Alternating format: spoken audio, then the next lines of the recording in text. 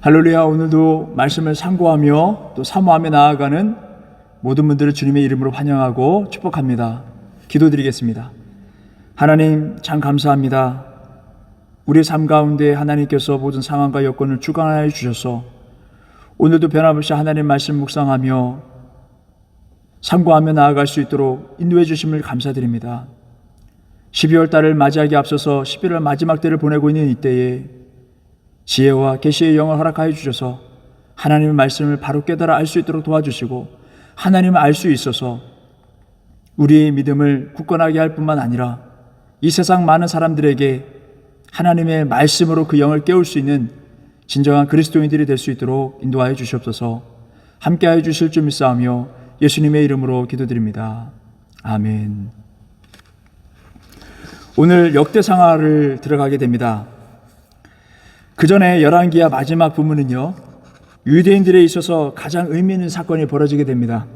여호와긴 이 왕이 갇힌 지 37년 만에 다시금 자유를 얻게 되는 것을 보게 됩니다. 그렇게 해서 마무리가 됩니다. 이 이야기를 통해서 지금 현재 그때 당시 남유다는 참 어려운 상황 가운데 처해 있음을 알 수 있습니다. 그러면서 계속적으로 그 포로기 시기로 들어가는 것을 알 수 있습니다. 그런데 열왕기하 이후에 역대상하로 들어가는데요, 이때는 열왕기하 말미에 있었던 사건 이후에 한참 지나서, 그러니까 포로 시기에 다 지난 이후에 약 100년 이후에 쓰여진 책입니다. 구체적으로 포로 시기라고 이야기했는데 바벨론, 메데, 바사, 이렇게 고레스 왕까지, 메데, 바사의 고레스 왕까지 그 역사가 흐르고 난 뒤에 쓰여진 책입니다. 그러면 누가 썼을까요? 역대상하는 바로 에스라가 쓰게 됩니다. 그 이유는 역대하 마지막, 우리가 보고 있는 이 역대상, 역대하, 그 가운데 역대하 마지막 36장 22절에 바사의 고레스 왕 원년에 여호와께서 예레미야 입으로 하신 말씀을 이루시려고 여호와께서 바사의 고레스 왕의 마음을 감동시키심에 그가 온 나라에 공포도 하고 조서도 내려 이르되 라는 말씀과 에스라서입니다. 역대상하 그 다음에 에스라서에 있는 말씀 1장 1절에 있는 말씀을 한번 보시기 바랍니다. 거기도 똑같이 바사왕 고레스 원년에 이렇게 시작하면서 조서도 내려 이르되 라고 똑같이 그 말씀 그대로 인용하는 것을 보게 됩니다. 이 똑같다는 의미는 이 두 하나님의 말씀이 에스라를 통해서 기록되어 있다는 것을 알 수 있습니다. 자, 지금까지 이제 그 시기와 그 저자에 대해서 함께 나누는데 이제는 내용을 한번 보려고 합니다. 여러분, 우리가 예전에도 나눴다시피 열왕기 상하와 역대 상하는 비슷한 내용들인 것 같지만 확연히 다르다라고 함께 나눴었죠. 열왕기 상하는 역대 왕들의 이야기, 그것도 남유다와 북이스라엘 왕들에 대한 이야기가 줄곧 나옵니다.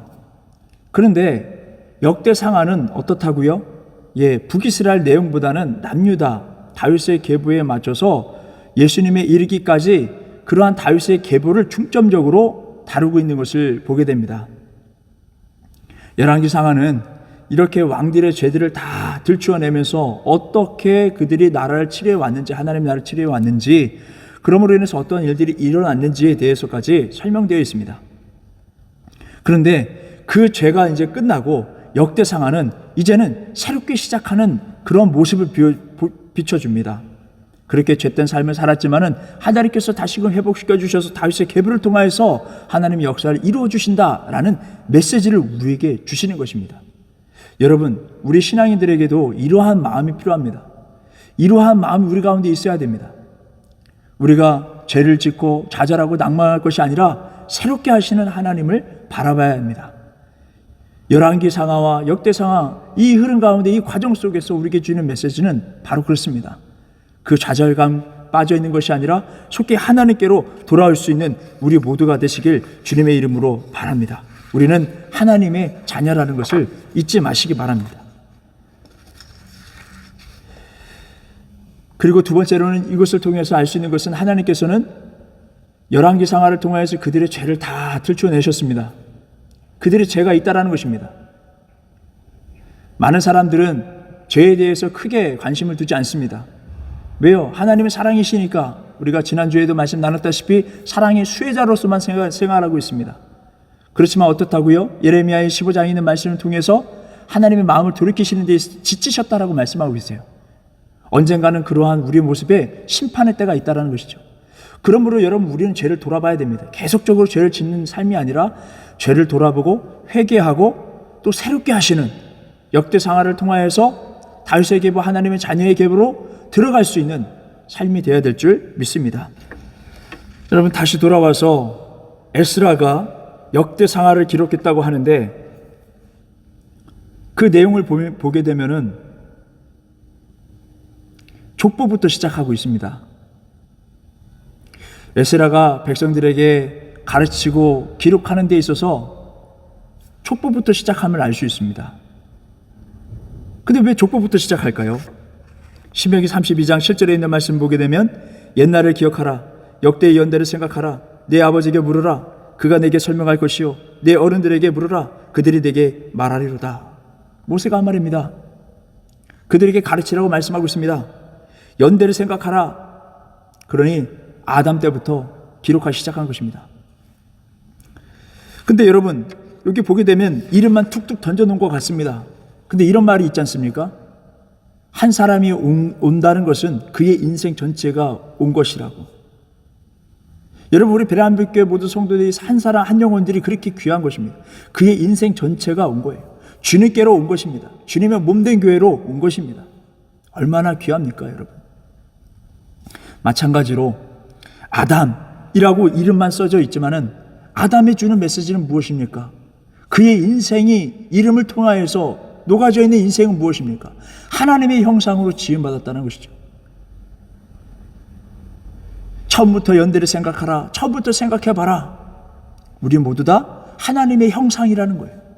우리 모두 다 하나님의 형상을 담고 있다는 거예요. 우리가 그토록 하나님 말씀 묵상하고 기도하며 경건 생활을 나가는 것이 무엇입니까? 감춰져 있고 잠자고 있는 우리의 영혼을, 하나님의 형상을 깨우는 것입니다. 하나님의 형상을 깨워서 하나님의 뜻받들어 나아갈 수 있는 우리 모두가 되시길 주님의 이름 바랍니다. 오늘 우리 이렇게 말씀을 상고하며 나아가실 때 정말 하나님을 바로 깨닫고 하나님의 형상이 회복되는 우리 모두가 되시길 주님의 이름 바랍니다. 또 여러분 보시기 바랍니다. 여기에 가인과 아벨이 없어요. 가인과 아벨이 없고 셋이라는 이름을 통해서 새롭게 시작하는 것을 보게 됩니다. 그러니까 하나님께서 원하시는 것은 이제 새롭게 변화시켜 나아가는 그 연대기를 통해서 다시금 하나님께서 어떻게 우리를 지금까지 인도해 와셨는지, 새롭게 인도해 오셨는지 그 여정을 생각해 보라는 것입니다.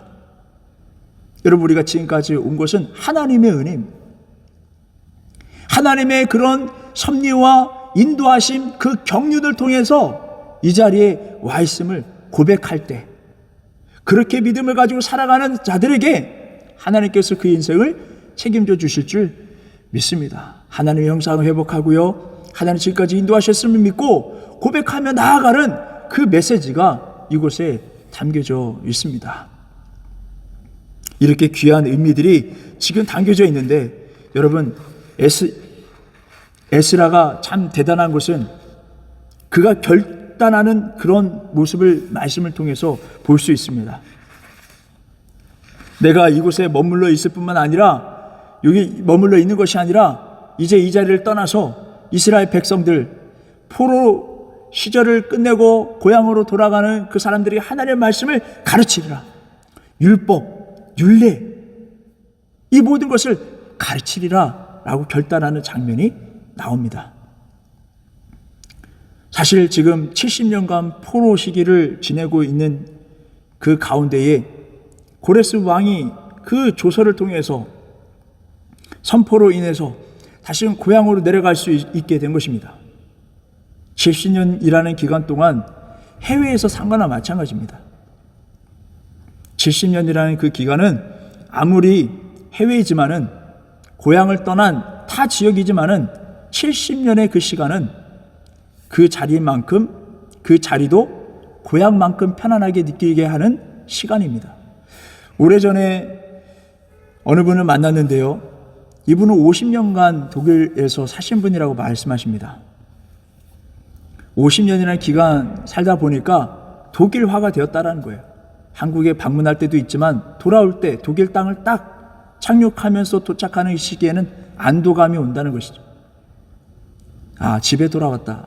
독일임에도 불구하고 집에 돌아왔다. 여러분, 70년간 지금 포로로 잡혀서 생활했던 사람들이 돌아간다는 건 쉽지 않습니다. 그리고 돌아가지 않아도 되는데 돌아간 그런 그 결단은 참 대단한 것입니다. 그리고 사명감을 가지고 나아가는 것을 보게 됩니다. 이 백성들로 하여금 하나님의 백성들로 만들 것이다. 많은 사람들은 70년 동안에 하나님을 잊어버리고 하나님의 예배와 그 모든 그 질서와 그 진리는 무엇입니까? 하나님의 방법대로 드린 예배 제사를 말하는 것이죠. 또 율법을 말씀하시는 것이죠. 법을 말씀하시는 거죠. 근데 그 모든 것이 다 희미해질 수 있는 그런 상황 가운데에 에스라는 일어나서 그들과 함께 떠나기로 결심하고 가서 하나님의 말씀을 가르치리라 라고 결단하며 나아가는 것을 보게 됩니다. 그러면서 그들에게 가르칠 때 신명기에 있는 말씀을 통해서 아담부터 그 메시지를 그들에게 전하며 나가는 것입니다. 여러분, 그리스도인들이라면 우리에게 주신 사명을 생각하는 사람들이 되어야 될 줄 믿습니다. 그저 그렇게 안도하면서 그 안정된 생활 속에서 생활하는 것이 아니라 그 생활 속에서 하나님의 뜻을 찾고자 노력하고 그의 나라 그의 의에서 먼저 생각하고 뛰어들 수 있는 사람들이 진정한 그리스도인이 될 줄 믿습니다. 여러분, 우리 이 땅 가운데 베레 한빛교회를 통하여 주신 하나님의 그의 나라 그의 위한 하나님의 뜻은 무엇일까? 우리가 말씀을 상고해 나가면서 기도하면서 또 은혜의 자리, 예배 자리를 사모하면서 나아갔을 때 하나님께서 성령님을 통하여서 깨닫게 해 주실 줄 믿습니다. 아무것도 움직이지 않고 그 생활 속에서 큰 문제가 있지 않으니까, 문제가 없으니까 거기서 안주하고 사는 것이 아니라 그 자리를 박차고 일어나서 에스라와 같이 하나님의 말씀, 하나님의 뜻을 분별하고 나아갈 수 있는 우리 모두가 되시길 주님의 이름으로 바랍니다. 여러분, 이렇게 역대 상하 말씀을 통해서 그 족보를 통해서 지금 우리에 이르기까지 하나님께서 어떻게 역사하셨는지 우리에게 말씀하고 계십니다. 여러분, 우리가 그냥 이 자리에 있는 것이 아닙니다. 하나님의 형상을 닮은 아담을 통하여서 새롭게 역사하시는, 새롭게 그 민족을 변화시키고 새롭게 하시는 그 역사 속에서 지금의 이르기까지, 우리의 이르기까지 하나님이 함께 하셨습니다. 우리는 하나님의 형상이요 하나님이 함께 하시는, 임마누엘 하나님이 함께 하시는 그리스도인들임을 잊지 마시기 바랍니다. 그 가운데 하나님의 말씀으로 풍성케 해서 우리 마음 가운데 말씀이 언제나 흘러차고 넘쳐서 우리뿐만 아니라 주변에 있는 모든 사람들에게 영을 깨울 수 있는 말씀을 전해줄 수 있는 우리 모두가 되시길 주님의 이름으로 바랍니다. 기도드리겠습니다. 사랑이 많으신 하나님, 오늘 이 자리에 우리를 불러주시고 말씀을 상고하며 하나님의 형상을 깨닫고 또 하나님께서 우리에게 주신 사명을 깨달아 알 수 있는 그 시간을 허락하여 주심을 감사드립니다. 결국에 하나님을 바로 알고 하나님의 뜻을 바로 깨달아 주님의 몸된 교회에 불러주신 그 사명을 받들어서 그 사명을 온전히 이루어 하나님께 영광 돌리며 나아갈 수 있는 우리 모두가 될 수 있도록 도와주시옵소서. 주님께서 함께하여 주실 줄 믿사오며 예수님의 이름으로 기도드립니다. 아멘.